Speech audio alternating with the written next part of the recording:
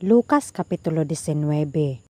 Og si Jesus misulod, og milata sa lungsod sa Jericho, og ania karon, usa ka lalaki nga ginganlan si Zaqueo, og siya punuan sa mga maniningil sa buhis, og siya dato, og siya nagatinguha sa pagtan-aw kung kinsa si Jesus. Apan wala siya makahimo tungod sa panon sa katawhan, kay hamubo siya, og midalagan siya nga nag-una, og misaka sa usa ka kahoyng sikomoro, aron sa pagtan-aw kaniya, kay moagi siya didto. Og sa nakaabot si Jesus niadtong dapita, mihangad og miingon kaniya, Zaqueo, pagdali, kumanaog ka, kay karong adlawa, kinahanglan ako moabot sa imong balay. Og nagdali siya, og nanaog, og midawat kaniya nga malipayon. Og sa pagkakita nila niini, silang tanan na nagbagotbot sa pag-ingon.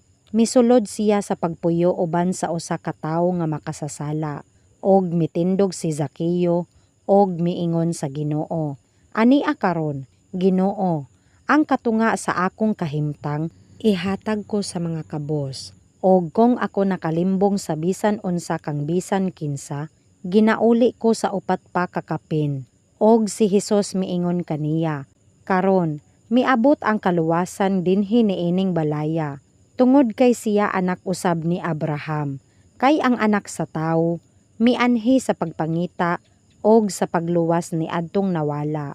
Og sana nagpatalinghog sila niining mga butanga, midugang siya og nagsulti og usa ka sambingay, tungod kay didto na siya duol sa Jerusalem, og tungod kay nagadahom sila, nga igapadayag diha-diha, ang gingharian sa Dios. Busa miingon siya, usa ka tawong dungganan, miadto sa usa ka halayong yuta, aron sa pagdawat alang sa iyang kaugalingon, og usa ka gingharian, og sa pagpauli. Og gitawag niya ang napulo sa iyang mga ulipon, og gihatagan niya sa napulo kamina, og nag-ingon, ipatigayon kini ninyo, hangtod nga ako mahauli.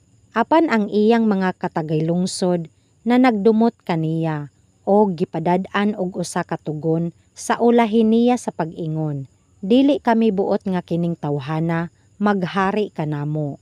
Og nahatabo nga sa nakapauli na siya, sa nakadawat na sa gingharian, iyang gipasuguan kadtong mga ulipon nga iyang gihatagan sa salapi, aron paatubangon kaniya sa paghatag kasayuran kung pilay ilang nakita sa ilang pagpatigayon.